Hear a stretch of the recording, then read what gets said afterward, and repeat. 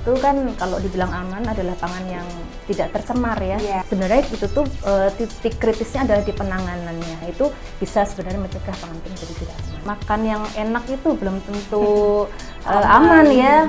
Ada 3 cemaran, cemaran fisika, cemaran kimia, cemaran mikrobiologi, itu aja. Kita tidak melakukan deforestasi karena kita tidak melakukan intensive farming.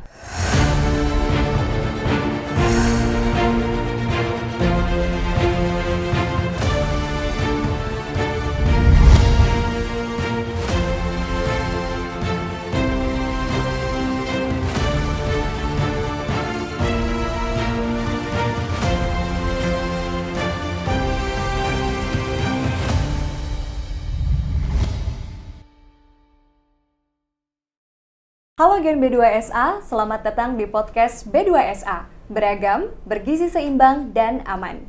Ini adalah ruang inspirasi yang membahas segala hal seputar dunia pangan di Indonesia, mulai dari ketahanan, keberagaman, hingga pola hidup sehat yang bisa kita mulai dari dapur kita sendiri. Saya Cinta senang sekali bisa menemani Gen B2SA hari ini dalam podcast dengan tema Aman di Meja, Laku di Pasar, Keamanan Pangan Solusinya. Nah, menjelang peringatan Hari Keamanan Pangan Sedunia tahun 2026, kita hari ini akan berbincang soal keamanan pangan dan pentingnya keamanan pangan untuk kita sebagai konsumen. Kita tidak hanya membahas tentang pentingnya keamanan pangan untuk kesehatan masyarakat, tetapi juga bagaimana produk lokal bisa bersaing di pasar global. Untuk itu, sudah hadir bersama kita 2 narasumber yang luar biasa. Yang pertama ada Ibu Liana Hardianto. Halo Ibu, apa kabar hari ini? Halo Mbak Cinta, Alhamdulillah baik. Alhamdulillah baik, luar biasa sekali. Ibu Liana sendiri merupakan pelaku usaha ekspor vanili, manggis, dan juga pala dari PT Mignon Systa Internasional. Luar biasa sekali. Terima kasih banyak atas waktunya Ibu ya. Nah, yang kedua pembicara kita adalah Ibu Sarastuti. Halo Ibu, apa kabar? Alhamdulillah baik Mbak Cinta. Luar biasa. Ibu Sarastuti ini akan sharing mengenai perspektif beliau dari sisi konsumen Ibu ya. Luar biasa sekali lagi, terima kasih banyak Ibu Liana, Ibu Saras atas waktunya. Hari ini kita akan sharing banyak sekali tentang keamanan pangan ya Ibu. Baik, sekarang kita akan ngobrol tentang keamanan pangan langsung dari pelaku usaha dan juga melihat sisi konsumen seperti apa. Tapi sekarang saya akan ke Ibu Liana terlebih dahulu ya Ibu ya. Nah, kalau bicara soal produk pangan di Indonesia saat ini sudah banyak sekali ya Ibu produk pangan dari Indonesia yang bisa menembus pasar internasional.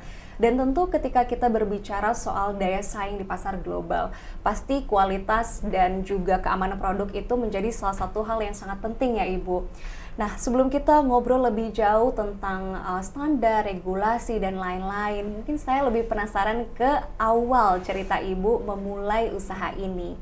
Tentang bagaimana perjalanan dari PT Mignon Systa Internasional ini hingga akhirnya bisa menembus pasar internasional Ibu. Mungkin bisa diceritakan perjalanannya atau prosesnya dari awal Ibu membangun sampai akhirnya bisa sesukses sekarang Ibu. Silakan Ibu. Kalau kami, Mbak Cinta, jujur kami perhatikan semuanya dari hulu ke hilir ya. Wow. Itu memang standar mutlak lah yang harus kami lakukan. Betul. Dari budidaya petani, proses pengolahan di pabrik, pengemasan, dan program marketing kami untuk ekspor, itu semua kita benar-benar put extra effort di sana. Dan memang standar yang diminta oleh customer kan cukup tinggi ya, terutama Betul. Eropa dan USA, dan kita harus fulfill semua yang requirement customer kalau kita mau ekspor ke sana gitu loh. Itu yang kami lakukan. 4 pilar itu yang kami lakukan. Wah, jadi memang banyak sekali yang diperhatikan, bukan hanya dari produknya saja ya Bu, tapi dari hulu ke hilir. Bagaimana dia akhirnya bisa aman keseluruhannya supaya nanti bisa menembus pasar internasional tersebut. Luar biasa sekali. Nanti mungkin kita bisa bahas lebih banyak tentang proses-proses tersebut ya Bu. Tapi sebelum itu saya mau ke Ibu Saras terlebih dahulu nih Bu. Kalau dari sisi konsumen atau POV kita sebagai konsumen, kadang ya Bu, kita itu kan mudah sekali tergiur ketika kita melihat makanan yang segar, yang enak, Tapi sebenarnya itu belum tentu aman kan ya Bu ya. Jadi sebenarnya apa sih Bu cara paling sederhana dan juga aplikatif untuk kita bisa mengecek pangan itu sebenarnya aman atau tidak? Nah kemudian sebaiknya kita membeli pangan itu dari tempat yang seperti apa Bu? Oke, Mbak Cinta, makasih.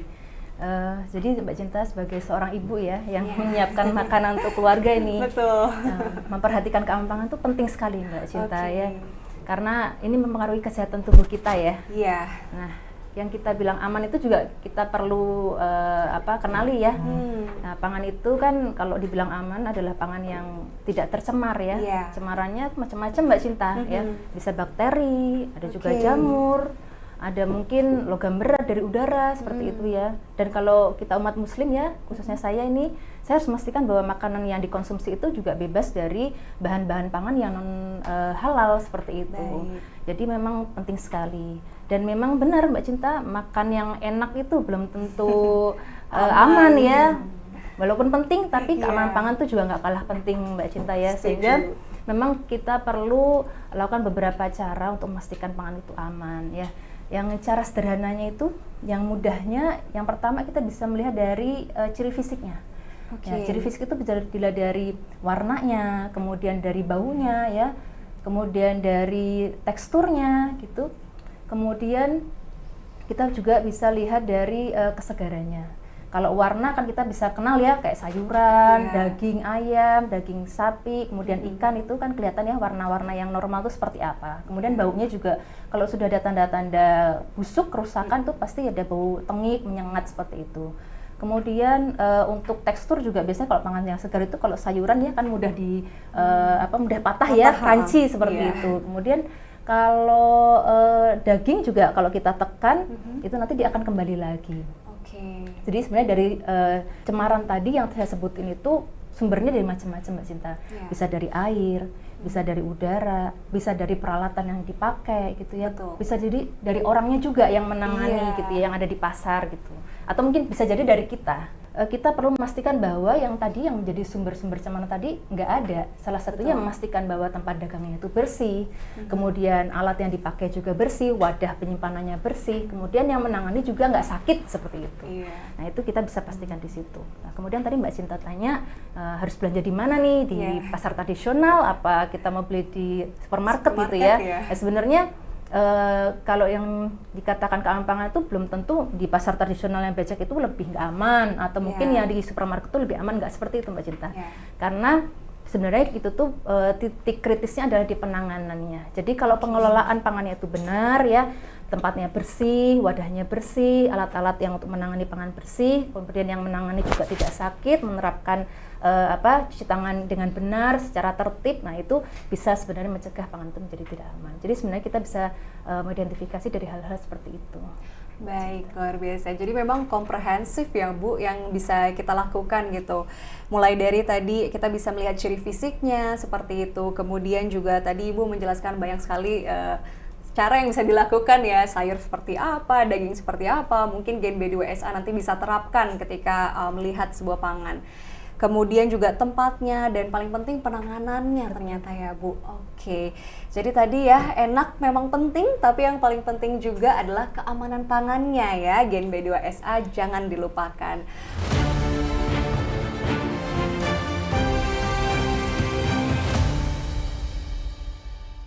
Sekarang saya akan lanjut lagi nih Bu ke Ibu Liana, berbicara tentang pasar ekspor nih Bu. Nah tentu tadi sudah Ibu jelaskan juga bahwa pasar di Amerika, di Eropa itu punya standar-standar yang tinggi ya, standar-standar tertentu. Tentu di setiap negara itu memang punya standar keamanan pangan yang berbeda dan pastinya ketat ya Bu di masing-masing negara.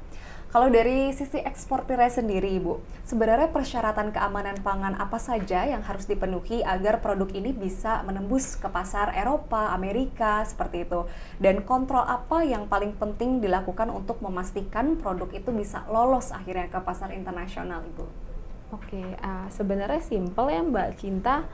Ada 3 cemaran, fisika, cemaran kimia, cemaran mikrobiologi. Nah, cemaran fisika ya harus dipastikan ya bebas benda asing, insektisida. Cara kontrolnya gimana nih? Misalnya kita pasang magnet, kita pasang shifter, kita pasang metal detector ya, itu yang kita lakukan. Terus kalau untuk cemaran kimia, apa yang harus kita lakukan?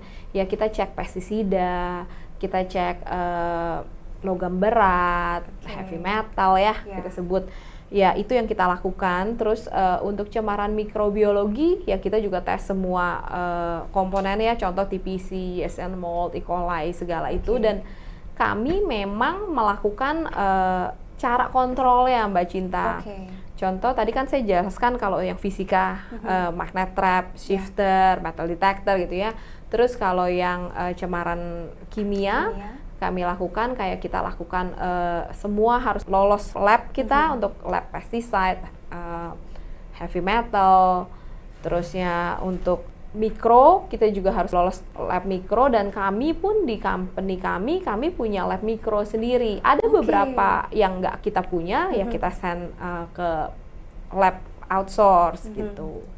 Oke, jadi memang banyak sekali ya Ibu, tidak hanya dari fisika, ternyata dari juga mikrobiologi, lalu juga kimia, itu dites semuanya sehingga bisa memenuhi standar-standar itu ya Bu ya. Betul. Luar biasa, jadi sangat komprehensif supaya nanti akhirnya produk-produk dari lokal Indonesia ini bisa dijual di pasar-pasar global.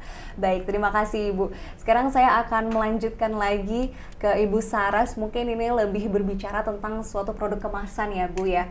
Karena sekarang kalau kita lihat di kemasan produk makanan itu juga sudah mulai banyak sekali klaim ya Bu yang bisa ditaruh di kemasan-kemasan produk. Mulai dari organik, kemudian bebas residu, PRT dan lain-lain seperti itu. Kalau dari Bu Sarah sendiri, menurut Ibu, mana sih Bu yang benar-benar bisa dipercaya oleh konsumen awal? Klaim-klaim apa? Dan juga bagaimana caranya agar kita tidak mudah nih terjebak oleh gimmick-gimmick marketing yang ada di produk-produk pangan tersebut, Bu? Ya, benar banget Mbak Cinta ya. Kalau kita lihat di supermarket, di pasar gitu banyak sekali ya produk-produk pangan segar yang dikemas itu mencantumkan berbagai klaim. Sampai saya pribadi bingung ini klaimnya betulan memang dalamnya seperti itu ya, atau ini overclaim karena untuk strategi pemasaran seperti itu ya, untuk gimmick gitu ya. Jadi memang ketika kita melihat klaim, kita tuh selaku konsumen harus jeli ya untuk memastikan ini klaimnya benar apa enggak dengan kualitas yang ada di dalam produknya itu, di dalam kemasannya itu. Nah, kalau terkait dengan klaim itu yang harus kita pastikan tuh yang pertama adalah klaimnya bisa ditelusur, Mbak Cinta. Kemudian yang kedua, klaimnya itu berdasar, jadi punya dasar yang legal, yang resmi, yang menyatakan bahwa memang produknya itu mengandung bahan-bahan tertentu atau memiliki kualitas mutu sesuai dengan klaim yang mereka berikan seperti itu. Dan kalau misalnya kita sebagai konsumen mau memastikan bahwa produk yang dikemas itu beneran, klaimnya sesuai dengan isi yang ada di dalam kemasan, itu kita bisa memilih sebenarnya produk terkemas itu yang memiliki nomor izin edar, Mbak Cinta. Kenapa? Karena nomor izin edar itu mengartikan bahwa produk itu sudah dibina atau diawasi oleh pemerintah, sehingga mulai dari isinya seperti apa, kemudian apakah informasi yang ada di label itu sesuai atau enggak, kemudian apakah ada overclaim atau tidak, itu sudah dicek semua seperti itu. Jadi memang kita perlu cek itu dengan teliti, Mbak Cinta. Oke, jadi bisa dicek melalui nomor izin edar tadi. Betul, ya Bu, ya. karena memang sudah lewat juga proses-proses dari pemerintah itu ya, pengawasan produk tersebut. Baik, oke, jadi mungkin untuk Gen B2SA yang masih bingung bagaimana cara kita benar-benar mengecek sebuah klaim itu benar atau tidak, bisa dilihat dan ditelusuri dari nomor izin edar. Terima kasih Ibu Saras.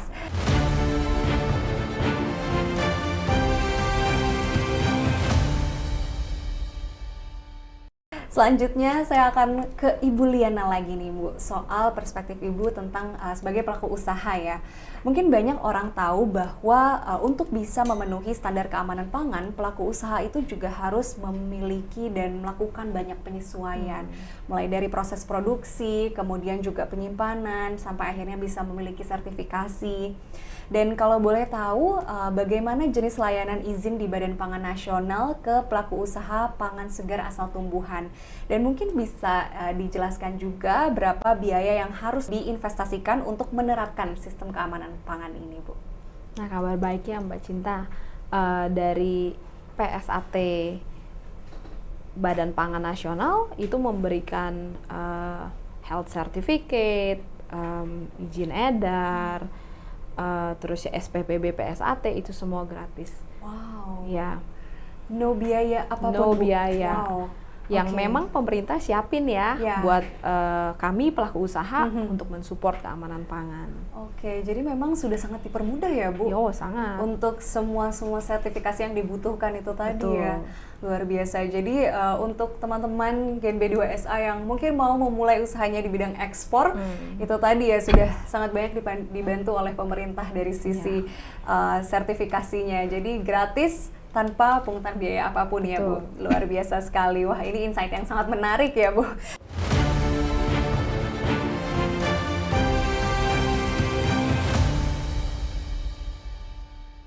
Oke, jadi sekarang saya mau lanjut lagi nih ke Ibu Saras tentang POV Ibu sebagai konsumen.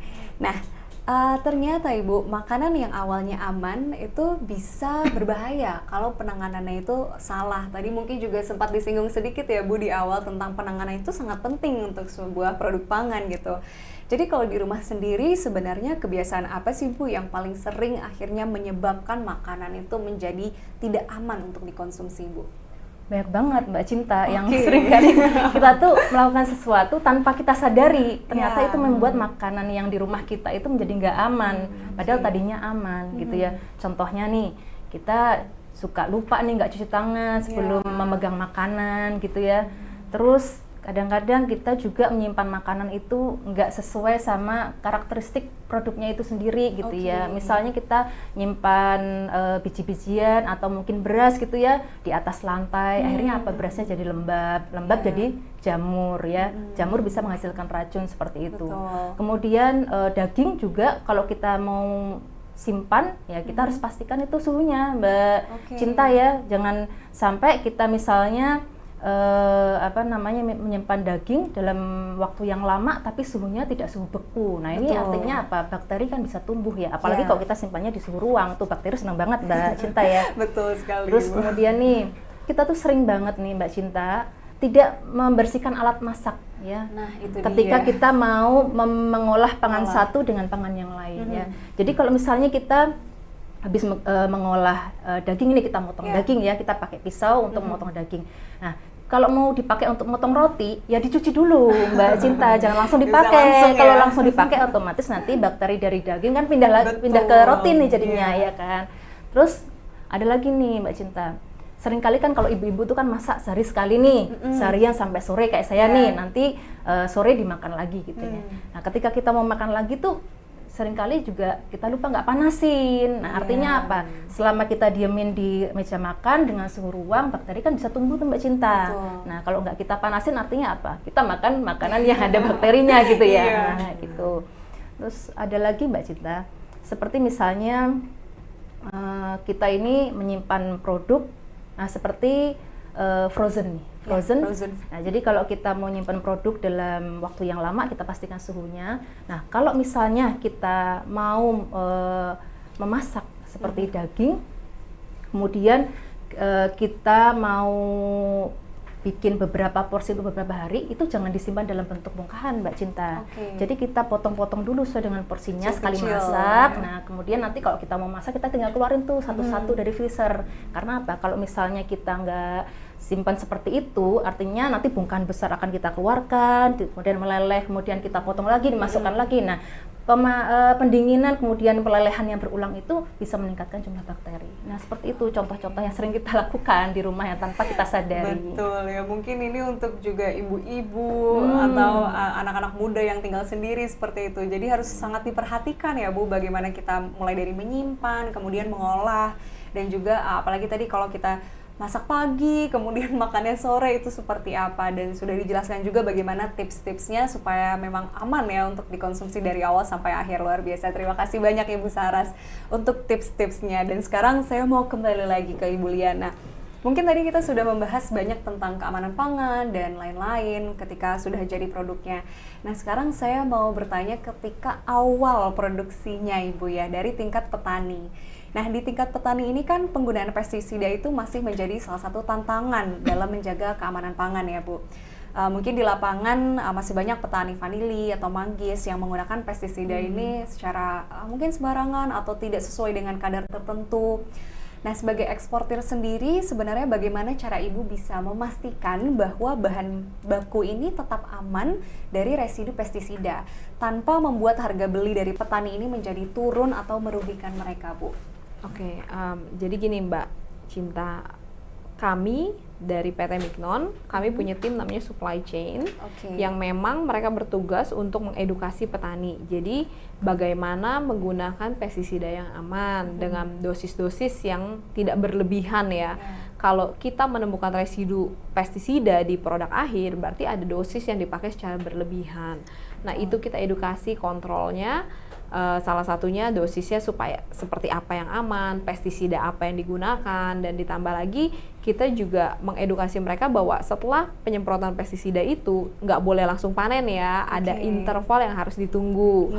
Dan kami dari pihak kami juga menyediakan kayak SOP simple ya buat petani penggunaan pestisida. Itu pertama, edukasi. Yang kedua, kami juga menyediakan petani-petani yang sudah melakukan seperti arahan kami dan barangnya memang bagus gitu ya, kami melakukan kontrak. Jadi ada kepastian pembelian ya dari pihak petani, mereka udah lakukan extra effort, ya mereka juga in return ada kepastian pembelian itu.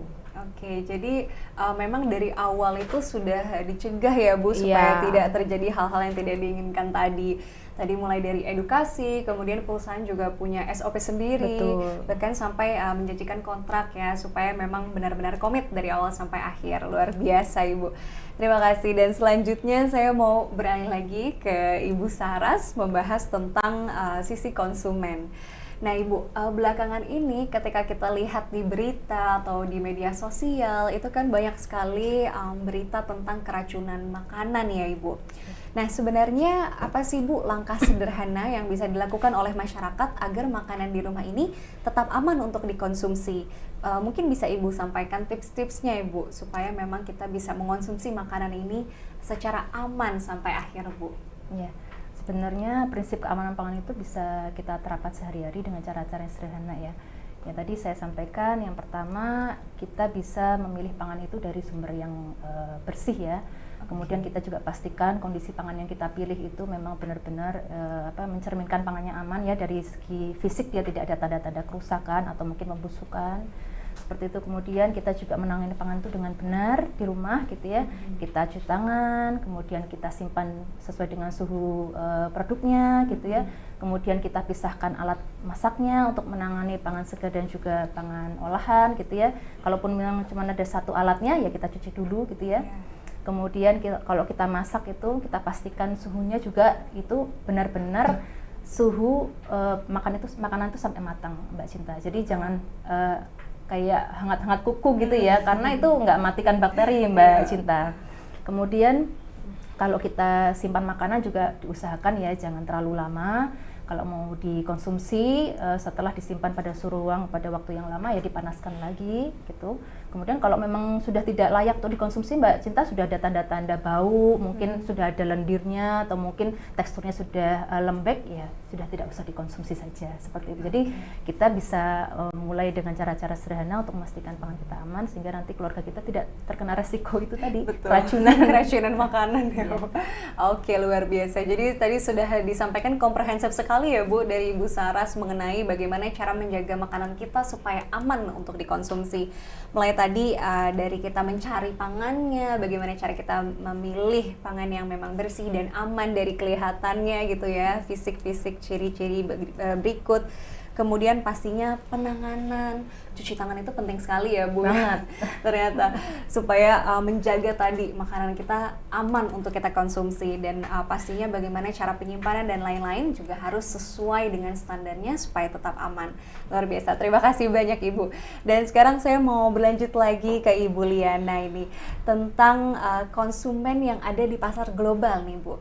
Nah, kalau kita lihat sendiri konsumen di pasar global ini kan semakin kritis, semakin melek gitu ya. Jadi mereka tidak hanya memperhatikan kualitas produknya saja, tetapi juga mereka sudah lebih sadar dan aware tentang isu seperti pesticide free dan juga carbon footprint. Nah, menurut Ibu sendiri, apakah vanili di Indonesia ini sudah siap untuk menjawab tuntutan pasar global ini, Bu? Sebenarnya Indonesia tuh punya peluang besar untuk menghadapi kesiapan ini. Cuma belum merata aja. Keunggulan vanila Indonesia itu vanila kita tuh ditanam tuh semi wild. Ya, di tengah hutan ya. Jadi pemakaian bahan kimia juga tidak terlalu banyak. Pestisidanya jadi lebih rendah ya. Terusnya ditambah lagi carbon footprint itu kita tidak melakukan deforestasi karena kita tidak melakukan intensive farming. Kita agroforestry ya. Jadi kalau secara formal kita cuma kalahnya dokumentasi aja. Tapi kita bisa provide lab testing untuk pestisida.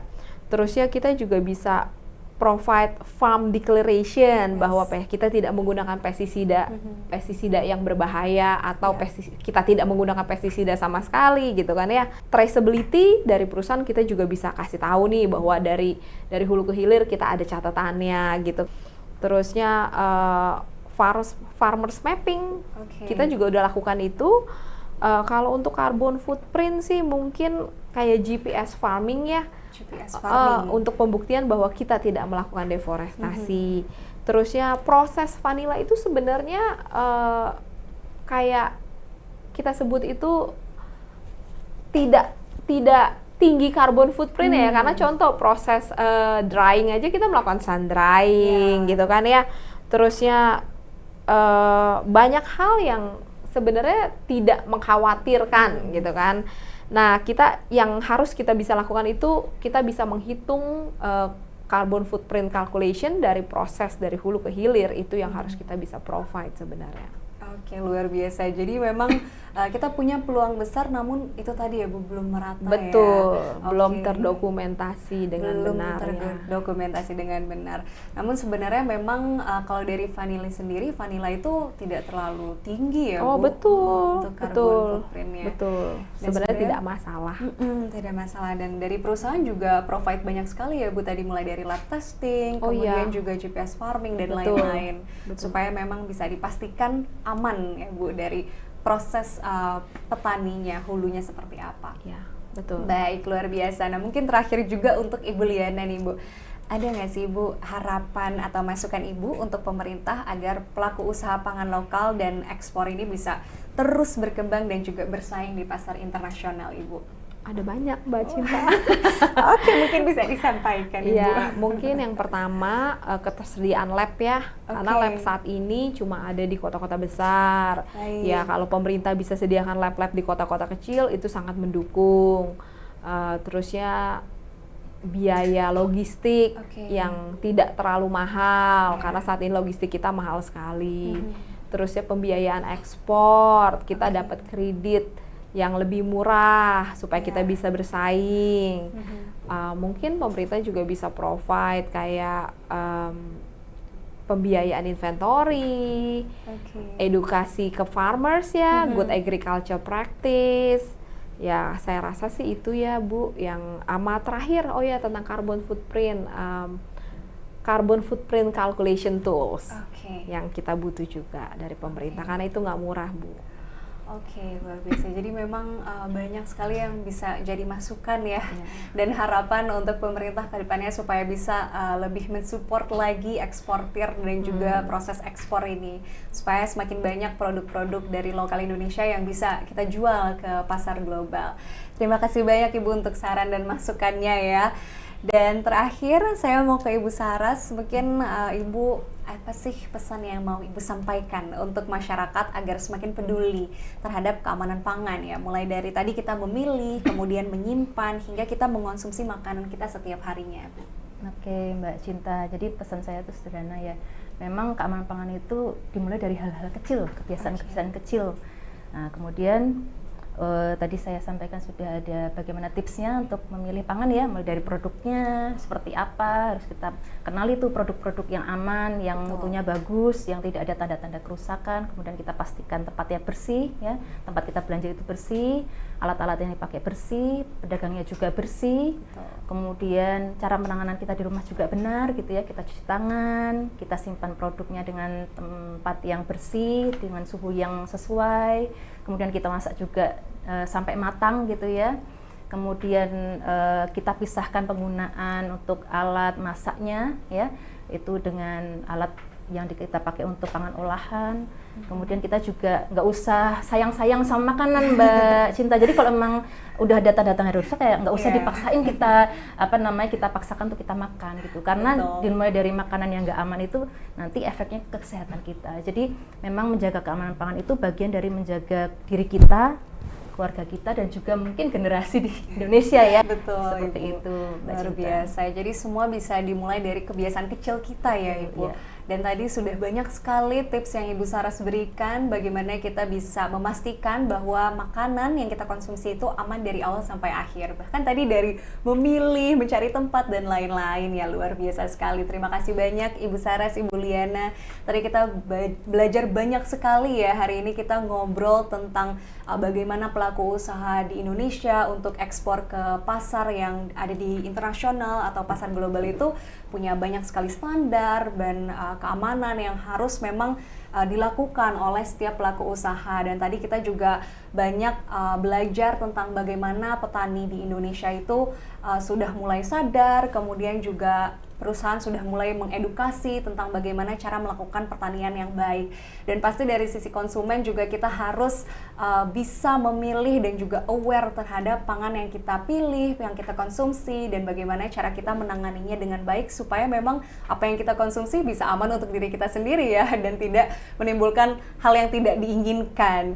Jadi untuk sobat pangan dan juga Gen B2SA sekalian, harus kita semakin sadar tentang pentingnya keamanan pangan untuk diri kita sendiri, dan itu bisa dimulai dari langkah kecil yang bisa kita lakukan setiap harinya. Dan sekali lagi terima kasih banyak Ibu Liana, Ibu Saras atas sharingnya yang luar biasa, dan semoga bisa menjadi insight ya untuk Gen B2SA sekalian yang menonton kali ini, supaya bisa lebih aware tentang makanannya, atau mungkin untuk Gen B2SA yang mau jadi eksportir, kita sudah belajar langsung dari pelaku usahanya. Luar biasa hari ini ya. Baik, sekali lagi terima kasih atas waktunya, dan untuk Gen B2SA jangan lupa untuk terus menerapkan pola konsumsi B2SA, beragam, bergizi seimbang, dan aman. Makan enak, makan sehat, makan B2SA, habiskan. Dan jangan lupa, yuk konsumsi sayuran dan buah setiap harinya. Nah, untuk Gen B2SA sekalian juga jangan lupa untuk terus pantau media sosial dan YouTube channel Badan Pangan Nasional supaya tidak terlewat informasi menarik seputar dunia pangan di Indonesia. Saya Cinta, pamit undur diri dan sampai jumpa di podcast B2SA selanjutnya. Terima kasih. Terima kasih.